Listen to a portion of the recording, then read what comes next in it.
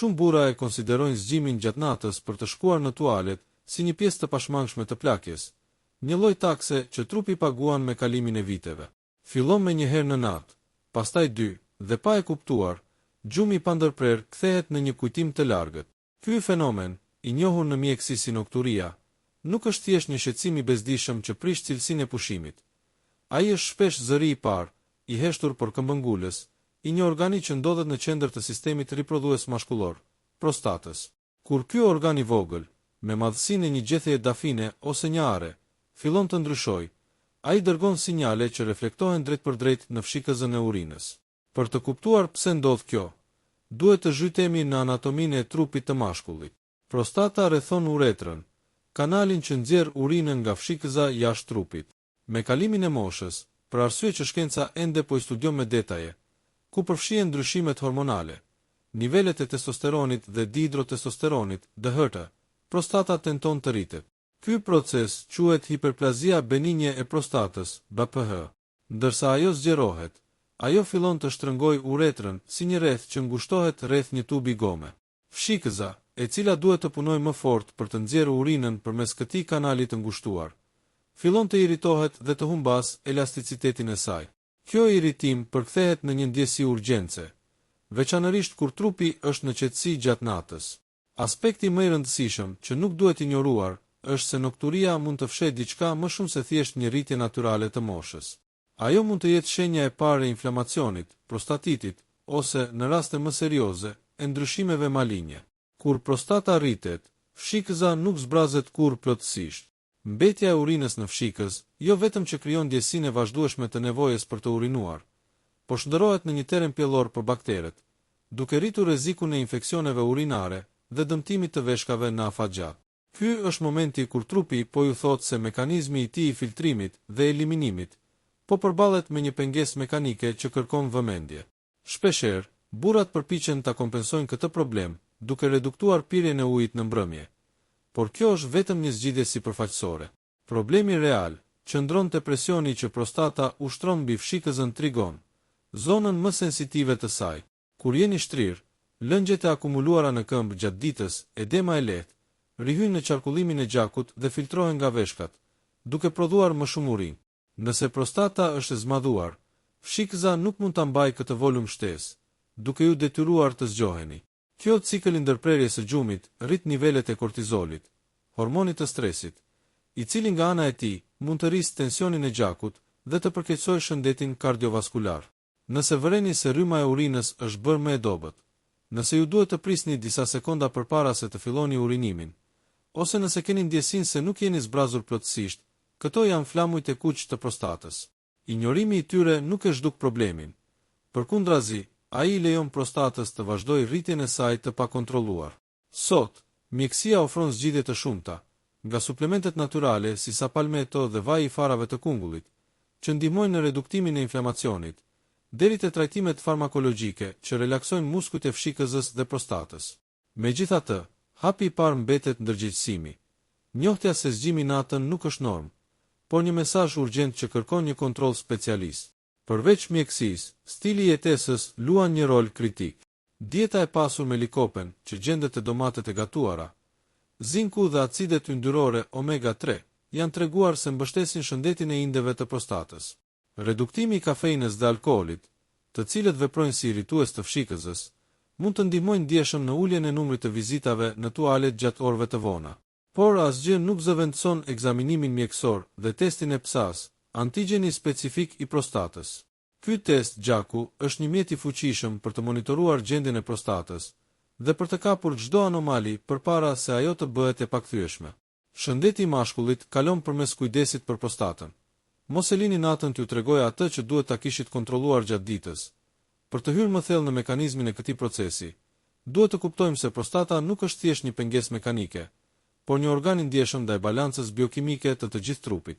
Kur flasim për urinimin e shpesh gjatë natës, ne shpesh harrojmë se fshikëza e urinës dhe prostata komunikojnë përmes një rrjeti kompleks nervash. Kur prostata zmadhohet, ajo jo vetëm që shtyp kanalin e urinës, por irriton edhe receptorët nervor që gjenden në bazën e fshikëzës. Kjo bën që truri të marrë sinjale të reme se fshikëza është plot, edhe kur ajo përmban vetëm një sasi të vogël lëngu. Ky keqkomunikim neurologjik është arsyeja pse shumë burra ndjejnë një urgjencë ekstreme, por kur shkojnë në tualet, nxjerrin vetëm pak urinë. Ky fenomen i sinjaleve të rreme përkeqësohet nga ajo që mjekësia e quan instabilitet i detrusorit. Muskuli detrusor është ai që mbështjell fshikëzën dhe kontrahtohet për të nxjerrë urinën. Duke qenë se atij i duhet të punojë kundër një presioni të lartë të shkaktuar nga prostata e rritur, ai me kalimin e kohës trashet dhe bëhet hiperaktiv.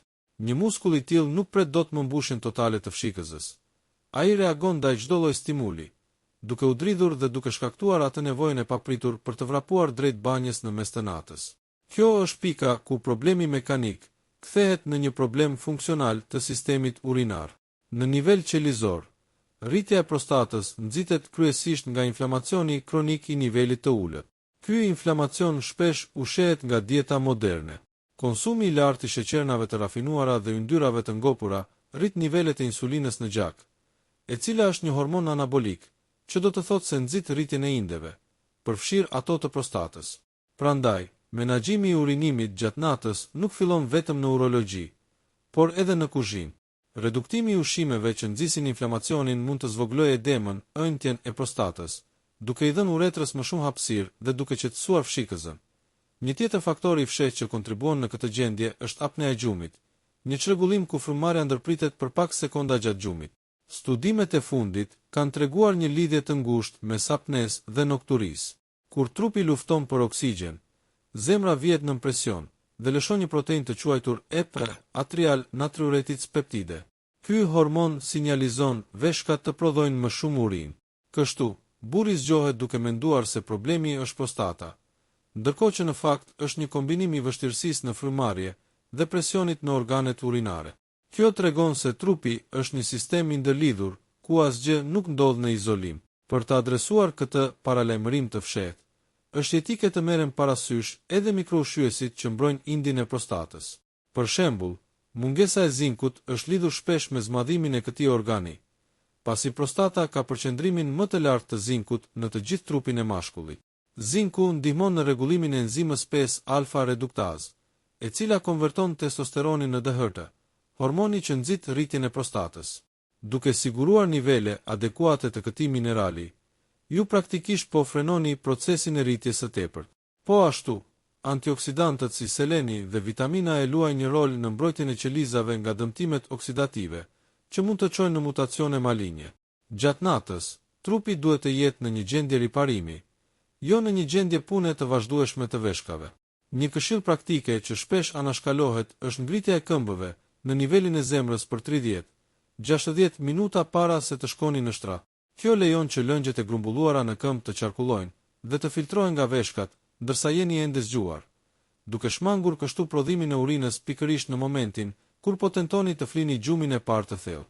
Ky gjum i parë, 3-4 orët e para, është kritik për rigjenerimin hormonal, dhe ndërprerja e tij për shkak të prostatës prish gjithë ritmin cirkadian të organizmit. Në fund të ditës, duhet kuptuar se prostata nuk është armiku, por një matës i shëndetit hormonal dhe metabolik të burrit. Urinimi i shpesht nuk duhet parë me turp apo si një dështim i trupit, por si një ftesë për të ndryshuar stilin e jetës dhe për të kryer kontrollet e nevojshme. Kur injorojmë këtë sinjal, ne nuk po injorojmë thjesht tualetin, po injorojmë mundësinë për të parandaluar komplikacione që mund të ndikojnë jo vetëm në jetën seksuale dhe urinare, por në gjatësinë tonë në tërësi. Përtej mekanizmave të njohur fizik, ekziston një botë e tërë proceseve biokimike që ndodhin brenda trupit të një mashkulli kur dielli perëndon, dhe që lidhen drejt për drejt me shëndetin e prostatës. Një nga elementet më interesant dhe më pak të diskutuar është roli i melatoninës, hormonit të gjumit. Studimet e fundit sugjerojnë se melatonina nuk shërben vetëm për të na vënë në gjumë, por ajo ka receptor direkt në indet e prostatës dhe në fshikëzën e urinës. Melatonina ndihmon në reduktimin e prodhimit të urinës gjatë natës duke rregulluar funksionin e veshkave. Kur një burr qëndron para ekraneve të telefonit apo televizorit deri vonë, drita blu e këtyre pajisjeve frenon melatoninën, gjë që indirekt shton nevojën për të urinuar, duke e bërë prostatën tashmë të zmadhuar të duket sikur është në një krizë akute. Një tjetër fakt mjekësor që shpesh neglizhohet është lidhja mes shëndetit të zemrës dhe prostatës. Ka një shprehje në urologji që thotë: ajo që është e mirë për zemrën, është e mirë edhe për prostatën. Kjo ndodh sepse prostata është një organ jashtëzakonisht i vaskularizuar. Ajo ka nevojë për një qarkullim gjaku të përsosur. Arterioskleroza, ngurtësimi i enëve të gjakut, mund të reduktoj fluksin e gjakut në zonën e legenit, duke shkaktuar hipoksi, mungesë oksigjeni në indet e prostatës. Kjo mungesë oksigjeni nxit inflamacionin dhe rritjen e volumit të organit. Pra, nëse vëreni se po urinojeni shpesh, kjo mund të jetë një paralajmërim i hershëm se sistemi juaj kardiovaskular ka nevojë për kontroll. Muaj ose vite përpara se të shfaqen probleme me tensionin apo zemrën. Në aspektin e zgjidhjeve të fshehta që vijnë nga natyra, shkenca ka hedhur dritë mbi farat e kungullit dhe efektin e tyre pothuajse medicinal. Ato janë të pasura me fitosterole, të cilat besohet se bllokojnë konvertimin e testosteronit në dihidrotestosteron, DHT, agresorin kryesor që fryen prostatën. Por nuk janë vetëm farat. Studimet mbi likopenin, antioksidantin që u jep ngjyrën e kuqe domateve, kanë treguar se burrat që konsumojnë domate të gatuara, si salca apo supa të paktën 2 herë në javë, kanë një rrezik shumë më të ulët të zhvillimit të kancerit të prostatës dhe zmadhimit benin. Gatuarja e domates e bën likopenin më të lehtë për të përthithur nga trupi, duke krijuar një mburojë natyrale për qelizat e këtij organi delika. Një fenomen tjetër interesant është ai që quhet fshikëza e turpshme, apo reagimi psikologjik ndaj stresit. Kortizoli, hormoni i stresit, ka një efekt irritues mbi fshikëzën. Nëse jeni duke kaluar një periudhë me ankth të lartë, sistemi juaj nervor simpatik, ai që merret me reagimin lufto ose ik, është vazhdimisht i aktivizuar. Kjo gjendje e mban muskulin e fshikëzës në një tension të vazhdueshëm, duke e bërë atë të ndjehet e mbushur edhe kur nuk është.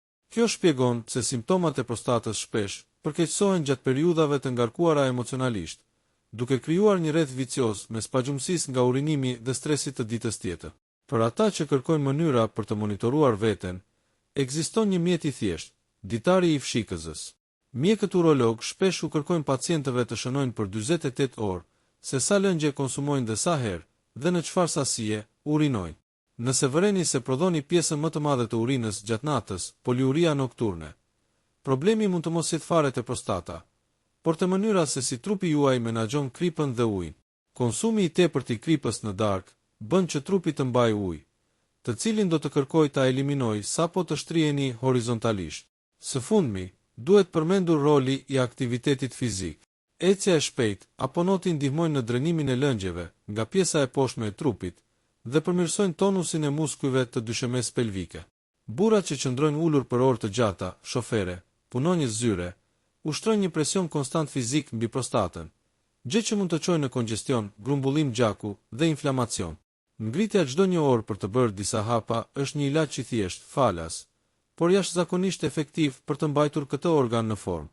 Prostata është vërtet ora biologjike e burrit. Ajo nuk pulson me sekonda, por me frekuencën e vizitave në tualet. Të dëgjosh këtë orë do të thotë të respektosh ciklin e jetës dhe të marrësh masa kur mekanizmi fillon të fërkohet. Një tjetër aspekt magjepsës, por shpesh i keq kuptuar, është lidhja mes temperaturës së trupit dhe fshikëzës.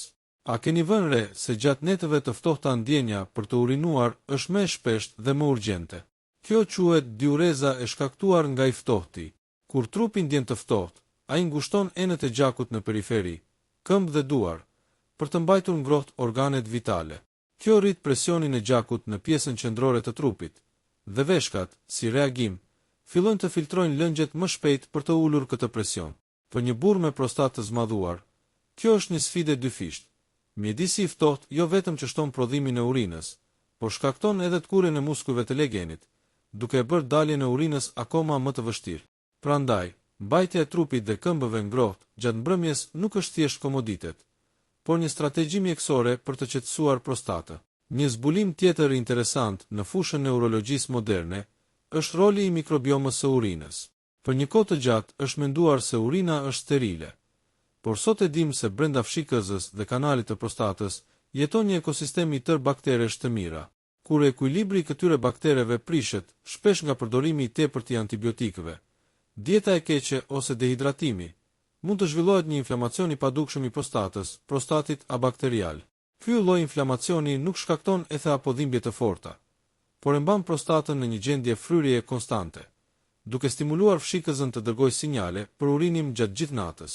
Konsumi i probiotikëve natyral dhe fibrave mund të ndihmojë habitatin e legenit të qëndrojë në ekuilibër.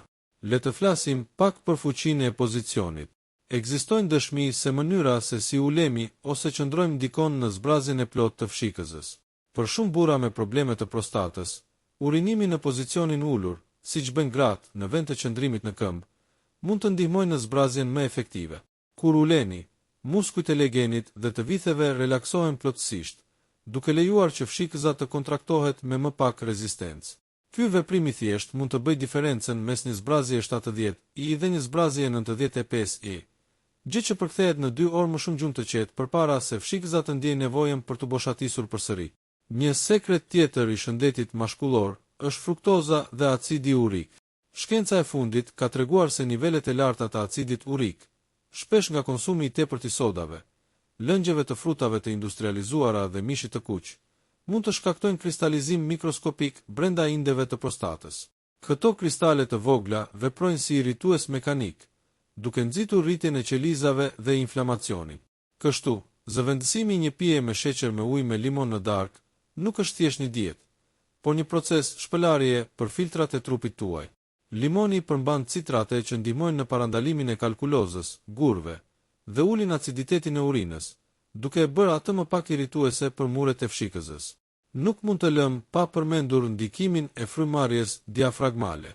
Shumë burra marrin frymë me gjoks, duke mbajtur barkun dhe zonën e legenit të tensionuar. Ky tension kronik transmetohet te muskujt që rrethojnë prostatën. Ushtrimet e frymëmarrjes së thellë, ku barku fryhet gjatë thithjes së ajrit, ndihmojnë në masazhimin e brendshëm të organeve të legenit dhe përmirësojnë qarkullimin limfatik. Sistemi limfatik është ai që largon mbetjet inflamatore nga prostata. Nëse jeni të tensionuar dhe nuk lëvizni diafragmën, këto mbetje grumbullohen, duke mbajtur organin të ënjtur. Ky udhëtim në brendësi të trupit na tregon se urinimi i shpesht nuk është thjesht një problem i një tubi të bllokuar, por një simfoni komplekse ku marrin pjesë temperatura, bakteret, pozicioni fizik dhe stili i frymëmarrjes. Të gjitha këto janë pjesë e asaj që ne quajmë kodi i fshehtë i prostatës. Për ta mbyllur këtë udhëtim të gjatë në labirintet e shëndetit mashkullor, duhet të ndalemi te një aspekt që shpesh mbetet në hije.